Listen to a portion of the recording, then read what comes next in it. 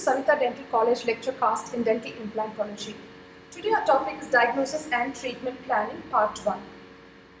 As in all cases of dentistry, diagnosis is critical in obtaining a predictable outcome. Case selection plays a vital role in all the aspects of treatment. Now let us have a look at what are the indications and contraindications for placing an implant. Indications: edentulous ridges with single tooth loss and to restore the dental aesthetics. Congenital deformity like ectodermal dysplasia where there is multiple loss of teeth. Extraoral prosthesis. As you can have a look, you can replace the missing parts like ear, nose, eye. Then bone preservation and prevention of disuse atrophy after the tooth loss. So these are the indications for placing an implant. Contraindications: untreated periodontal disease, radiotherapy to the jawbone, intravenous bisphosphonates, because even the oral bisphosphonates were a contraindication, but now there are studies which have proven that oral bisphosphonates patients have been placed implant and their high success rate. The next is uncontrolled drug or alcohol use, uncontrolled psychiatric disorders, recent myocardial infarction or a cerebrovascular accident or a valvular prosthesis surgery. Immunosuppression, for example, following organ transplant or a treatment of system diseases or HIV or AIDS patients, and poorly controlled diabetes.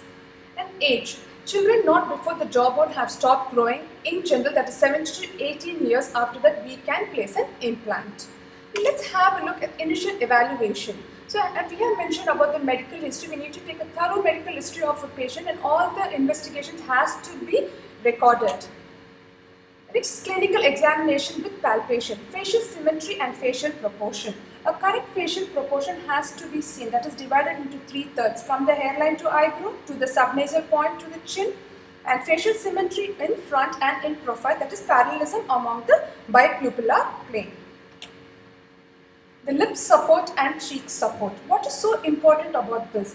Patients with removable prosthesis should be evaluated with and without the existing restoration in place so that a prosthesis flange for an adequate support can be planned. Next is the intermaxillary relationship. Occlusal vertical dimension has to be recorded.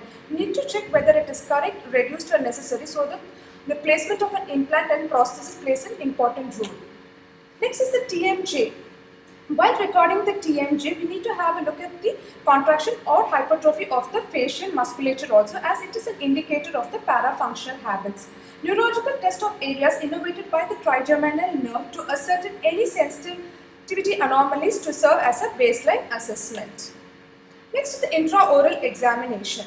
So we need to have a look at the thorough plaque and calculus assessment, that is oral hygiene assessment, where we need to have a look at the OHI index and the periodontal index. Periodontal charting has to be recorded. Next is edentulous ridge. Here ridge defects has to be recorded. We can have a look at the diagram where it is vertical, horizontal or a combined ridge defect have to be recorded. Where there is a defect compensation with soft or a hard tissue prosthesis basis can be given. Next is the quality or the quantity of the mucosa and the contour of the underlying bone. The mucosal quality and quantity with the underlying bone has to be assessed by palpation. The mucosal quality, where the thick keratinized mucosa is easier to mold for a papillary-like inter-implant trigonum than a thin, flappy, non-keratinized ridge tissue. Sufficient mucosal thickness helps to hide the abutment margin and better facilitates correct emergence profile to the clinical crown. This is what is called as bone mapping, where we can have a look at the bone defects or the quality and quantity of the bone. Next is the inter-arch relationship, which again plays a vital role for the placement of the implant and the prosthesis. The next is occlusion status. So occlusion status and the functional exam. The diagnosis of the parafunctional habit like bruxism, clenching can be deduced from the clinical finding of muscular tension and hypertrophy, where we can see although the parafunction itself is not a contraindication for implant placement, it can, if uncontrolled, cause technical complications such as a screw or a framework fracture due to overloading. What is radiographic or a surgical guide? Radiographic and surgical guide are necessary to properly plan our treatment and execute treatment for an implant dentistry cases. The design and accuracy of a fit radiographic guide provides the needed diagnostic information and enable it to be converted to a surgical guide. We have different types of radiographic guide. The one which is shown here is a tooth-supported radiographic guide with the gutter puncture used to mark the incisal edge and the long axis of the missing teeth. The next is radiographic guide that is tooth-supported with missing teeth coated in barium. A full arch tissue supported radiographic guide teeth are made with radium, which you are having a look at the third diagram. A tooth supported barium surgical guide converted from a barium radiographic guide. Now this is a picture of a surgical guide and how the other picture shows how it is guiding for a placement of an implant. A poorly fitting guide will definitely have an implant failure. So well-fitting surgical guide with good incisal overlap used for taking an index of an implant fixture at the time of a placement. So we have a prefabricated and a customized guide.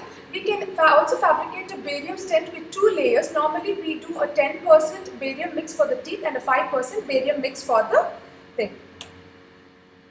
These are the recent advances. Virtual implants placement allow us to plan your surgery before you to be on the real procedure. Virtual implants placement allow us to plan our surgery. How do we do this? In the actual dentistry, there are softwares capable to evaluate a 3D surgery in a computer interface, decreasing risk of failure in a very high percentage. Implant planning software allows the implant team to generate a 3D image of the patient situation, identifies what treatment is proposed and presents it graphically and sequentially to the patient. The process allows us to get accurate results in order to know the exact location, angulation and size of the dental implant. So there are different softwares like Simplant, Sirona, Noble Biocare, Clinician, iCAD and 3Shape. So what are the radiographic investigation? The first is the IOPA, intraoral periapical radiograph. So as we all know, advantages are low radiation dose, minimal magnification with proper alignment and positioning, high resolution and inexpensive. Definitely there are disadvantages like distortion and magnification, minimal site evaluation, difficulty in film placement and technique sensitivity. Next is OPG, orthophantomograph. These advantages are easy identification of opposing landmarks, initial assessment of vertical height of bone, convenience, ease and speed in performance, and evaluation of gross anatomy of the jaw and any related pathological finding. The disadvantage is distortion inherent in the panoramic system, errors in patient positioning, does not demonstrate bone quality, magnificent error, two-dimensional imaging and no spatial relationship between the structures. The next is the occlusal view. The advantage is evaluation of any pathology, disadvantage does not reveal the true buccolingual width in the mandible and difficult in positioning. Computer tomography. These have a good advantage, relatively high contrast image, various views, 3D view, interactive treatment planning, but the disadvantage is technique sensitive and cost. Next is the cone beam CT, which are widely used. CBCT scanning gives an accurate 3-dimensional imaging of the jaw and can be used to measure bone density.